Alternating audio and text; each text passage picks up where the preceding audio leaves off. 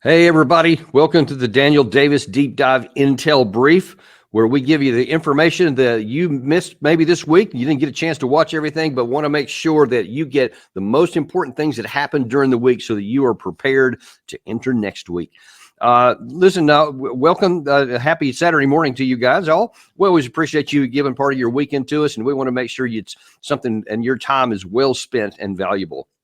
So first of all, let's just jump in. I wanted to hit the most important thing first, which came later in the week. This past Thursday, President Putin of Russia made wasn't so much an announcement as it was an interview with I think it was a local television reporter, but I assure you it was absolutely choreographed because the message he sent was as sober and profound as anything that's come out of the Kremlin since this war began. Putin, in the clip you're about to see here, is addressing the reports that the United States and the UK are on the verge of approving the use of their long-range weapon systems for use deep into Russian territory. Watch what he said. Это решение будет принято. Это будет означать не что иное, как прямое участие стран НАТО, Соединенных Штатов, европейских стран в войне на Украине. Это их прямое участие. И это уже, конечно, существенным образом меняет саму суть, саму природу конфликта. Это будет означать, что страны НАТО, США, европейские страны воюют с Россией. А если это так, то, имея в виду изменение самой сути этого конфликта, мы будем принимать соответствующие решения, исходя из тех угроз, которые нам будут создавать. Now, we're not completely sure what's going to come out of it, but on Friday, Keir Starmer, the Prime Minister of the UK, and Joe Biden were meeting on this very subject. And they're trying to decide, or at least come to some conclusion, whether they would do it. So that's why it was no mistake that Putin made that comment on Thursday heading into that meeting. Now, it remains to be seen just exactly what the U.S. and Ukraine, the UK are going to do about this. But I cannot more strongly explain. This is the most serious moment of this war that we have faced so far. We have crossed every so-called red line that you could imagine, everything that it's been worried about. And ironically, most of these red lines were self-imposed or self-described by, should we send offensive weapons? First of all, early in the war, should we send tanks? Should we send air defense capabilities, some of our top stuff? Should we send multiple launch rocket systems? Should we send F-16 aircraft? All those things we talked about. And all those things were theorized could be red lines, but it was never stated as such by Russia. They warned that there could be consequences if it's used, but they never specified what it was. This is the first time he was very, very specific. If you use these weapons, and he went on to say in that much longer clip there that he regards it as a direct intervention by the West against Russia, because he says you can't fire these kinds of sophisticated long-range weapons without satellite support, without intelligence support, and without a lot of technical operators. And he said Ukraine has none of those things. So it will mean by default, if they're used on Russian territory, it will only be because the United States or UK are personally using them against Russia. Now, it doesn't make any difference whether it's true or not. Most likely it is, but it doesn't matter whether it's completely accurate or not. It only matters the belief of the Russian side, because he said we will regard that basically as you being in a state of war with us. And he specifically used that term. And as I've mentioned before, the terms actually matter to Putin. When he says a special military operation, it's not just kind of an eye-rolling sort of, wordsmithing kind of thing to make it sound, less bad for the Russian people, almost like what we did with the well, actually, in some ways, it was similar to what the United States did in Korea when our president first called it a police action as opposed to a war, because by calling it a police action, that meant it didn't trigger the requirements in the Constitution to get an approval from Congress first. The president could just send some troops there for that. In similar way here, the special military operation has certain legal constraints, both constraints and opportunities within the Russian system to be able to conduct this at the scale that it's at. If he changes this to war, then it opens up new capacities and new opportunities for Russia to do things, to include much larger mobilization, the forced change in industrial capacity, for example, that they can now direct others to join in with what's already going on with their already very large military industrial sector. So it could just be a whole range of things. But the most important one, of course, is the potential for use of nuclear weapons. Sergei Lavrov also came out, I think, the day or so before this and expressly said and reminded people that, again, what you said barely a week or two ago, that they're renewing or updating their nuclear doctrine. They're adjusting it without being specific of what it is. But when he says it in context with this one here, then it's very clear that it could mean the escalation is on the table for nuclear use in the region. And listen, we had CIA Director Burns also, I think earlier last week, or maybe it was the previous weekend, where they said that Russia had been close to using nuclear weapons in the fall of 2022. We've reported that here before, based on actually a book by Jim Schiedel from CNN earlier this year. We talked about that, but now here's the CIA director confirming that was the case, that Russia was close to using when they felt that they were losing some territory within Ukraine, and they were considering doing it even then. Now imagine if actually the United States or NATO countries actually use long-range weapons into Russia, and especially if they hit any kind of sensitive targets. That the chance that Russia would say, okay, not only have you authorized a physical incursion of our territory, but now that you're allowing them to fire really important weapons and capable weapons deep into our territory, they may then say, we have no alternative here. We're going to have to use force in return. And that could all too easily go nuclear. And it's literally just playing with fire. And Russia sent another message actually also on Friday morning, when they at least they announced the expulsion of 6 British diplomats. Actually, the expulsion itself took place a few weeks back, but they chose to publicly announce it, that their diplomatic credentials had been revoked this morning on Friday morning, on the eve of the Biden-Starmer meeting. And believe me, that is definitely intended to send a signal that Russia is serious about this. So it's important to talk about, like I said, in previous iterations, the red lines were presumed on our side, or we even stated on our side that it was a red line. They didn't. Now they are. Now they're saying, if this happens, we consider you in a state of war, and we will take appropriate countermeasures. And listen, to all those who say he's just bluffing, he was bluffing before, he'll be bluffing again. He's been bluffing a lot of times. Was he bluffing in October or February of 2022? I had written, by the way, in the months leading up to that, many people, I mean, the majority of those in the West were saying it's just posturing. He's just trying to put pressure on the West, trying to put pressure on Kiev to do some stuff and whatever, to go with the Minsk Accords. And I said, look, I'm looking at their force structure. I'm looking at what kind of equipment that they have, what kind of troops they have, the medical stuff, the reinforcements, the supply vehicles, all the things that I know that you need to actually conduct war were all present around there. So I said, no, they are serious. This is something that they may actually do and have the capability to do. But so certain enough they did. Well, in a similar way, right now, Russia has been spending really the better part of the last year and a half, maybe even longer, in preparing for a much larger engagement. And you have seen them. They've gotten new weapons contracts from Iran, now including both drones and missiles, certainly from North Korea, large numbers of in the millions of artillery shells of various calibers, thousands of vehicles and shipping containers full of unknown kind of other equipment. We don't even know for sure what they're getting, but we know they're getting a lot of it. And of course, their own industrial capacity. They've also been training lots and lots of men outside of contact. They've been positioning large groups of combat forces, to even include the Belarusian forces, in the proximity of the Ukraine frontier. And all the pieces are in place to where both conventionally or nuclear, and they've continued to do large-scale nuclear forces. Right now, as we speak, Russia is engaging in the largest naval exercise that they have done since the end of the Cold War. So in at least 3 decades, they've never done one this big. There are 400 vessels, along with China, operating the Sea of Japan as we speak. So there are a lot of pieces in place. And by the way, a lot of those ships, of course, have nuclear weapons.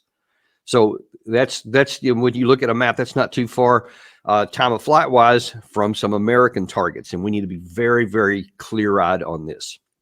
Listen, I don't know what's going on in those meetings with Starmer and Biden, but I'm telling you, if I was in there, I would say this needs to be a hard no. A hard no. Do not give long-range weapons for 2 major reasons. One, we'll look at the Ukraine side. It's not going to change the war. Nothing is going to change the war. Having a relatively small number of these long-range missiles, because I promise you, we are not just going to give our inventory over to Ukraine. And by the way, by all reports, our inventories aren't that big already of these key long-range weapon systems. So we'll give them a small number. So even if every single one of them evaded Russian air defenses and hit their target, it's going to make the bear mad. It's like poking the bear in the chest, hitting the beehive, whatever allegory you want to use. It's going to make them mad, but it's not going to change the war. It'll hurt, but they have such a vast country and so many capabilities out there and so many different weapons depots, armed depots, factories, etc., that they have a redundancy all over the place. They've designed their system that way. So it won't do it. It won't have any effect on the war. The war will continue to go against the Ukraine side. But the second and far more important issue, it could spawn a nuclear retaliation. It could actually be the casus belli that Russia finally uses to say, we're at war now. And then all of a sudden, now then the conflict has been expanded. But don't do it, because it makes no sense. It doesn't help our allies. It doesn't help us. There is no possibility, zero, for us to come out on top by doing this. And if there is no possible path that where you can say this benefits Ukraine and it benefits the United States / NATO, it's got to be off the table. It's got to be a no. Don't care what anybody says. I don't care how it's spun as, oh, you're just showing weakness, because you can be sure that would come if they say no. There'll be no shortage of people howling that, oh, you're self-deterred. I can see the headlines right now, and some of these people that don't care. Shut up, Charles. I will say to them, because your mouth is running like this, and there's a lit fuse over here that needs to be put out. And if they listen to you, that fuse will keep going until it blows up in our face. We don't need that to happen. So that's the most important thing. I wanted to lead off the top with that one. Then we're going to go back to last Tuesday, where the long and hotly anticipated debate between President Trump and Kamala Harris first came up. The last time we saw Kamala Harris on a debate stage was in late 2019 of the 2020 election cycle, where she was eviscerated by her opponents there, especially Tulsi Gabbard. And so the question is going to be, how was she fare against Donald Trump, who's really experienced and usually does well at these kinds of things? Yeah, well, not so well. Didn't go so well for Trump. But one of the things that did stand out, and one of the things that Harris said with a lot of confidence, raised lots of eyebrows, to include mine at the time. Watch this. And as of today, there is not one member of the United States military who is in active duty in a combat zone in any war zone around the world, the first time this century. What is she talking about? This is just one place here. I mean, you see, this is the Middle East, and so there's troops all over the place, and there's U.S. troops all around the Russia-Ukraine war. That if things go south, they'll find themselves in combat pretty quickly, as we just mentioned here. But those folks that I just showed you right there, they're on the front lines. They are getting attacked. I mean, we had just a couple of days ago, or a week or so ago, 7 troops were wounded in action when they were going after ISIS militants. You know, allegedly, the reason why we claim we're even there in the first place is the, quote, enduring defeat of ISIS, which is completely unrealistic. There is no militarily attainable objective. There's just a bumper sticker, something to keep the troops there. And they keep doing missions like this ever so often to keep the headlines on, to make people think, oh, yeah, it really matters. And it doesn't. It doesn't matter at all. And but then we also had in that, Gary, if you can put that map back up there for a second, you'll see there in the section where there's troops in Jordan, in between Syria and Iraq, Syria and the Saudi Arabia up there in Syria, Egypt, etc. Jordan, you see that 3,500. We had 3 of our troops killed earlier this year in one of these Iran-backed militia groups in retaliation for some stuff that Israel was doing in the Gaza Strip. So we had troops killed. We had Mike Domino on, a former CIA counterterrorism officer, who said that, look, there's been over 200 attacks against the United States forces in that area, all spread out there since the October 7th of last year, since Israel was attacked by Hamas. 200 attacks.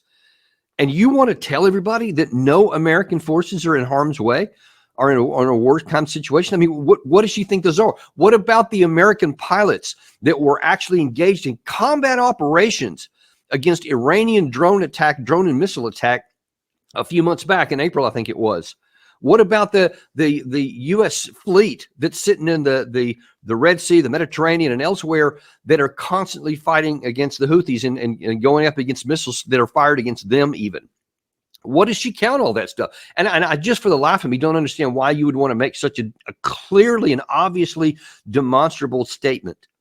What is there to brag about to the American people that no one's in harm's way when there are thousands of Americans in harm's way?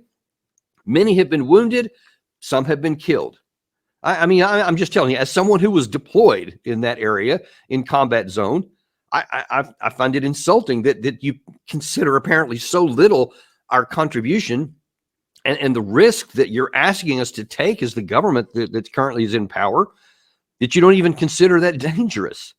I just don't understand why she would do that. And at the same time, trying to say how much of a supporter they are of the troops. It just seems to work at counter purposes. And then, of course, I'm arguing that we need to withdraw those troops because they do nothing for us.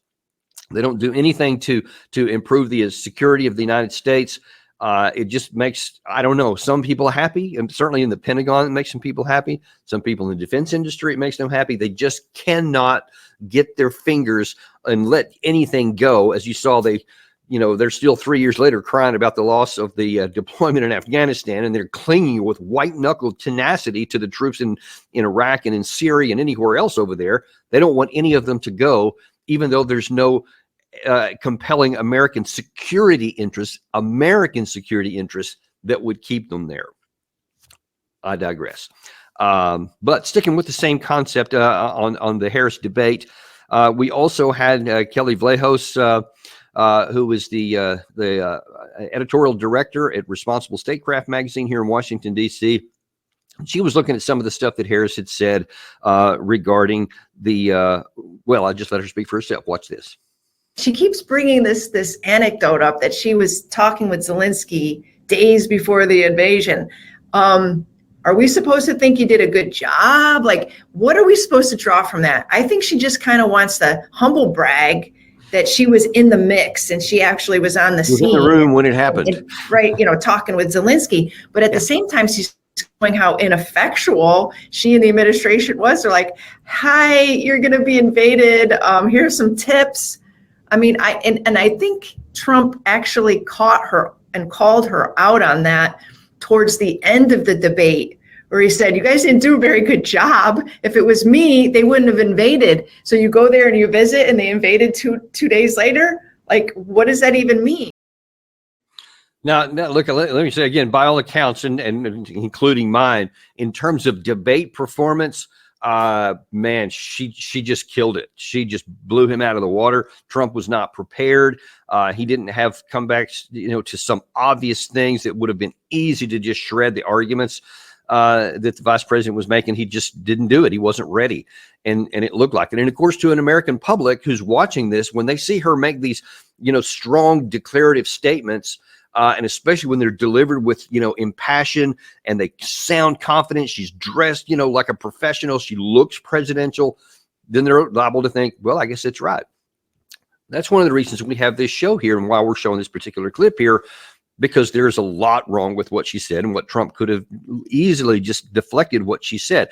But one of the key things is she was bragging in that section there that she had gone to Zelensky. And what she actually said was, I talked to him before it came in and gave him some pointers about how he can defend himself. And I'm thinking, okay, wait a minute. What are you talking about? You told him how to defend himself? Are we supposed to expect that you're some kind of a military strategist, that you can actually tell him how to defend himself? And by the way, that's not what happened. The government did not tell him to defend himself. What the government told him was, here's a plane. You can flee over to the western part of your country where all of our embassy staff just left. That hey, we're telling everybody to leave the country. We think that you could fall within 3 days. The chairman of the Joint Chiefs of Staff, the guy who is supposed to actually give military advice, said he thinks the capital city could fall in 3 days. That was on the 5th of February, 2022. So about 2 weeks before the war started. That's what the administration was saying. And by all public accounts, even what they told them at the time was, they're coming. You better take this seriously, not giving them advice. And then let's back up a little bit further too. Why were we only talking to Zelensky? Why did we not have diplomacy to talk to Vladimir Putin? Why did we not try to say, hey, let's work something out here? What can we do? What kind of negotiations can we have here? What would be needed to just get to the minimum level to where you don't engage? Because according to what Biden himself said publicly before the fact, is that we have intelligence showing they're about ready to go. Now, of course, I'd mentioned before, I'd written on this and I saw the same things. I didn't even see classified information, but what I could see that was publicly out there showed that they were ready. So I agreed completely with that assessment. But that's when you should have been doubling down on diplomacy. See, that's one of the things that's so important. When you look at who you want to be the commander in chief, you want that person, man or woman, to be the one who's going to try to keep us out of any war, and will only use military force if it is absolutely necessary for our national security, to defend our country or our interests. That's it.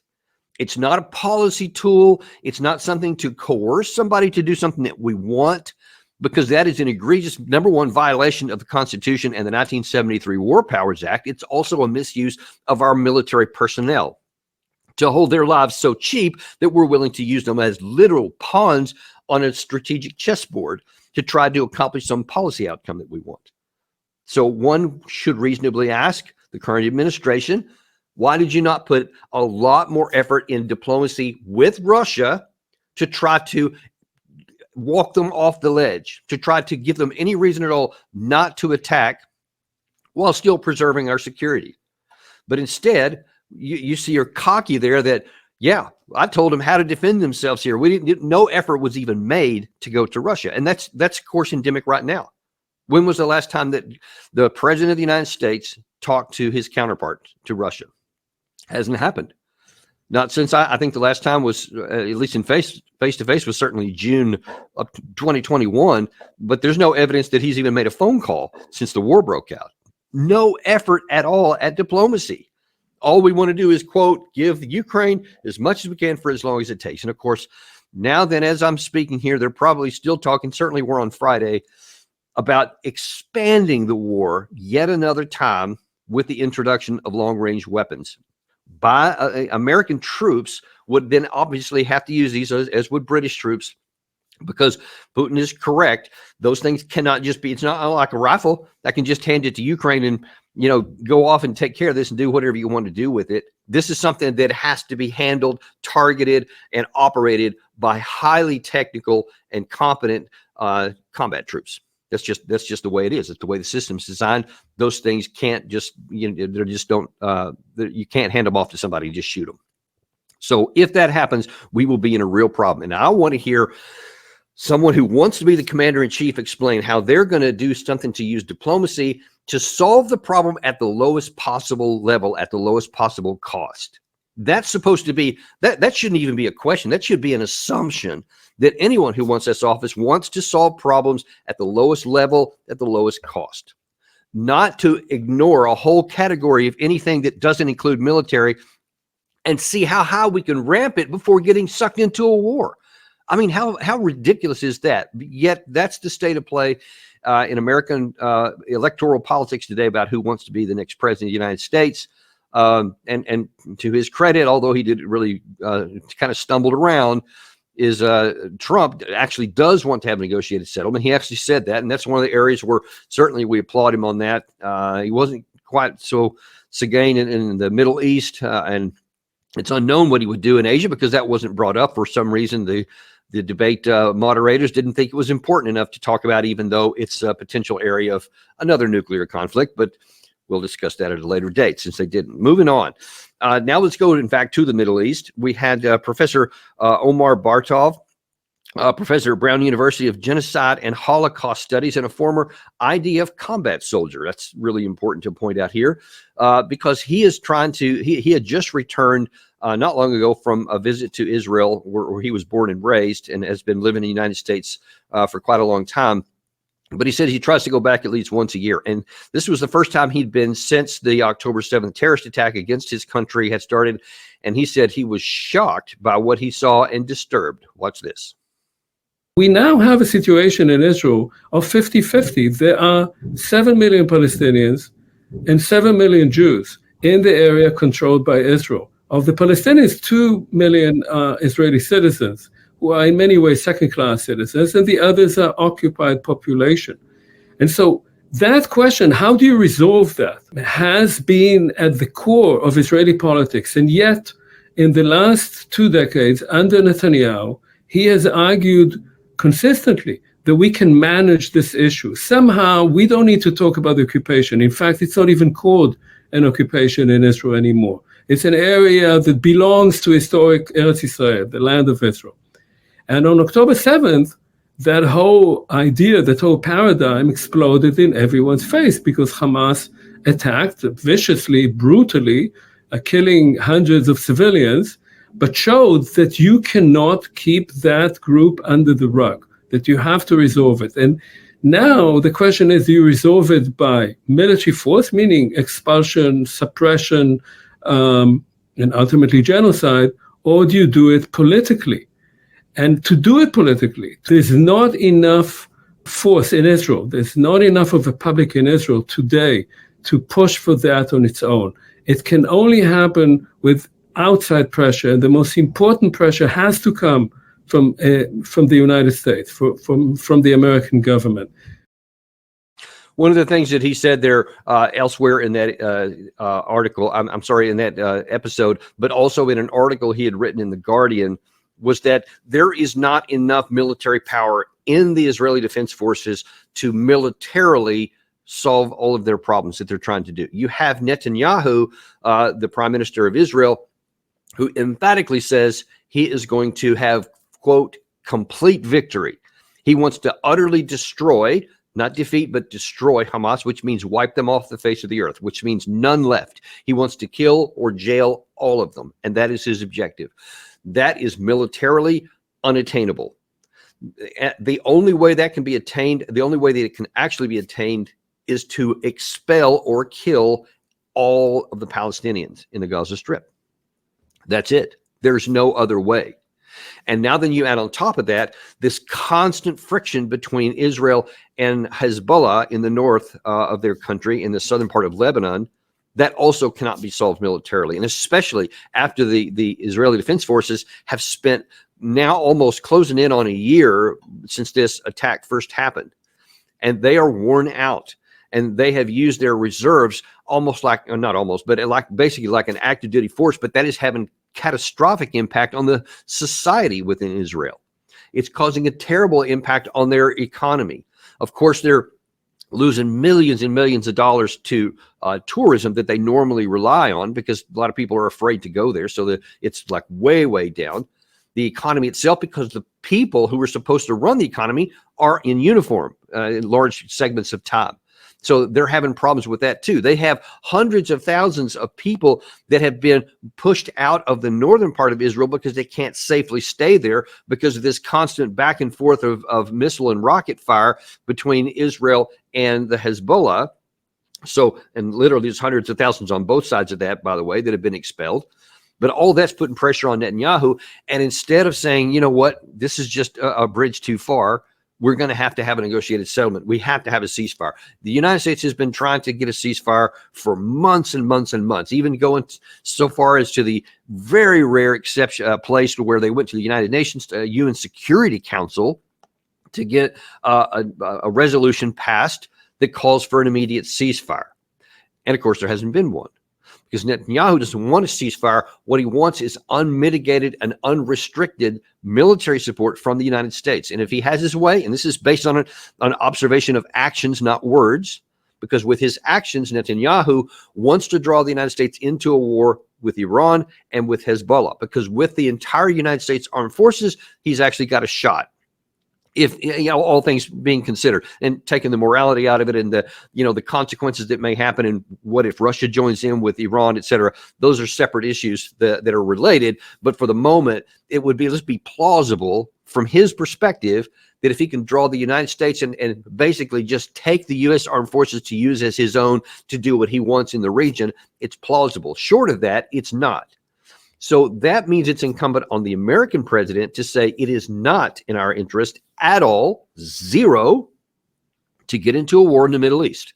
We are not, the U.S. armed forces are not for the Israeli defense forces, for the Israeli prime minister to use as his extension of his own forces. That's not what they're for. They're for our defense. They're to defend the United States against any attempt to attack us, so that our borders are defended and our interests around the world are defended, and that we have the ability to make good on our alliances systems that we have in various parts of the world. That's what our armed forces are for, not for use by Netanyahu. And so Professor Bartov very correctly said, the only way that this comes to an end is if the United States finally uses its leverage with the military support, with the ammunition, et cetera, and its diplomatic influence, and says, here and no further. If you want to continue on your war, you will do it on your own. You're a sovereign nation. You can do what you want, but you will do it without our help, because we're not going to go any further than this. That's what the president should do.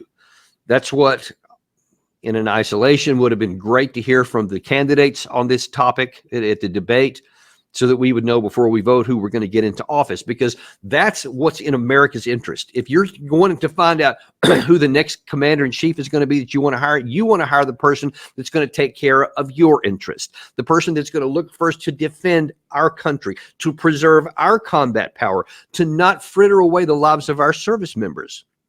That's what you should happen. Now, I'm not naive. I understand that this is an election, so no one wants to talk about that because of all the Israeli money that's in American politics and how toxic it is to even say anything against the Israeli government, as though that's somehow synonymous with Jews, even though there are ironically millions of Jews who are saying the same things I'm saying right now, Bartov being one of them. So it's irrational, but it's also unrealistic to think that that's what's going to happen, even though it should, because what we so desperately need is somebody who's not just worried about getting elected, and that goes equally for Trump or Harris, but somebody who's emphatically worried about being good for the United States and taking care of us, and will stand up and say, I will show the leadership, because that's what we want in our commander-in-chief. I'm going to show you the leadership that I'm going to do the right, hard thing, no matter the cost, because that's what we expect. And we don't have any of that right now. And we just have to live with that. That's just the way it is right now. But you know the truth. This could be over, as Bartov said, and I agree, within a couple of weeks. If the president made that decision, that political decision, they would have military ramifications within 2 weeks. Israel would not be able to. They would be required, like countries throughout history, throughout thousands of years of human history, have come to a similar circumstances where ways and means don't line up, and you have to make the best decision you can with what's available at the time to get a war stopped and to bring back into some kind of equilibrium to where stability can be restored. That's what nations always do. There's nothing special about Israel in this case. It's happened many, many times before, and God willing, it'll happen many times into the future, as long as we don't cook ourselves with nuclear weapons. But again, that's a topic for another day. All right, moving on to the last one here. We had one of our favorites on, is Larry the Shirt Johnson. And he was talking about the Russia-Ukraine war, and really kind of getting down into the nitty-gritty of what this war is genuinely all about. I'm here with President Zelensky. I am such a admirer of what you and your country have done. You're trying to stop the Russians so we don't have to fight them. They don't want any American troops. They just need the weapons to free their country of a terrible invasion.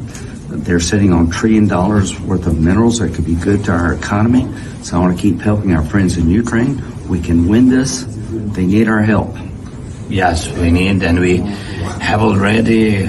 The biggest help is the support of American people and support of our friends. Thanks to Lindsey and his colleagues, to congressmen and senators from the United States. Thanks for this support, bipartisan support. Thank you so much. Peace is coming. Yes, soon. He finally spoke about what it's all about, the money.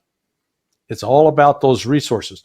BlackRock wasn't investing in you putting all this money and investment into Ukraine, or it's not so much investment, is getting rights signed over to them just because the Ukrainians have a lot of beautiful women.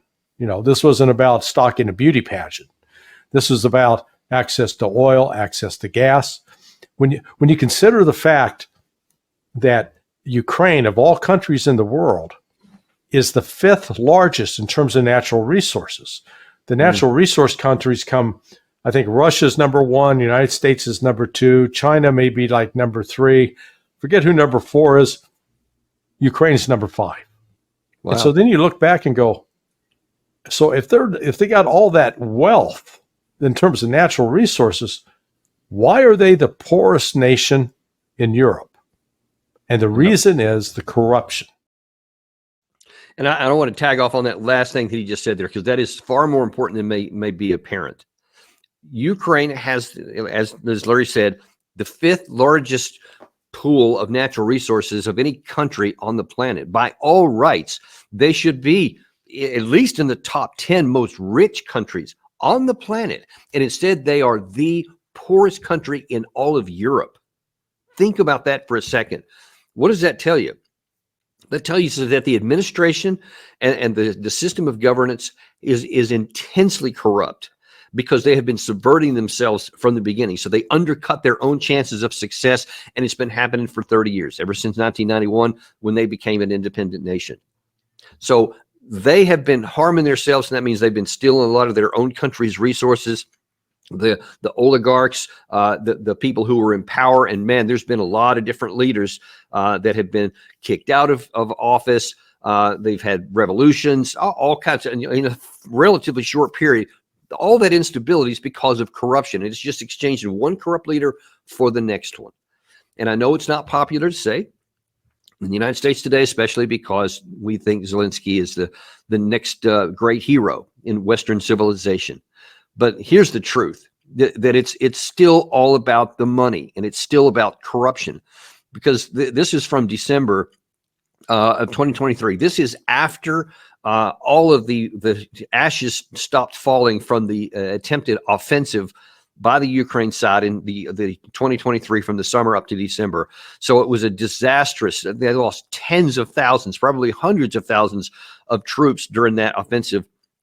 And here in December, you have this big happy picture with all these happy faces in it of people saying, yeah, we're going to keep giving weapons and stuff to Ukraine, even though that they have just failed. And by all rights at that time, we should have said, okay, we gave them every chance that we could. We gave them thousands of combat vehicles and millions of rounds of various types of ammunition, and they didn't even dent the Russian line. And now Russia's stronger than they were before. And now over time, now then that arc is just going to keep going higher. By all rational thoughts, we should have said, all right, now it's time to have a negotiated settlement. If we had done that, a lot of people would be alive who were no longer alive. They would have more territory, because following they continued to lose ground. But now then you see, that was the happy picture, the weirdly happy picture in December 2023, sorry. And then now then that one with Lindsey Graham was from earlier this month. And you see nothing has changed. It's still all about the money. You still see Graham openly bragging about trillions of dollars worth of natural resources. And he wants to get his grubby little fingers on it. Or he wants to get this pipeline from the U.S. of all these different capabilities. And so he wants to defeat the Russian armed forces so that he can then exploit them for the American side. I mean, it's not even hidden. That was kind of hidden. That was always true kind of in the shadows. Now he's just saying it out front. But here's the thing this time. It doesn't matter what you want. It doesn't matter what you want to accomplish or what you want to steal from somebody else, because right now it's not possible. Ukraine will never win this war. There is no path to military victory. There is no longer a path even to sustain what they have. They are now starting to lose in the north, in the Kursk area. That is finally starting to be whittled down piece by piece. Not only are they suffering casualties every day from the bombs, the glide bombs, the artillery pieces, the mortars, the direct fire. Now, all of a sudden, there are maneuver forces by Russia methodically cutting that thing into ribbons. And very soon it'll be unsustainable, and they'll have to either withdraw them all or lose them all. And meanwhile, in the east, they continue to lose area around Pokrovsk, and that continues to go down as well. And there is no reason why anyone should think anything different is going to happen. There's no magic weapons, this long-range weapons that won't change anything. There's no magic capability that's going to come.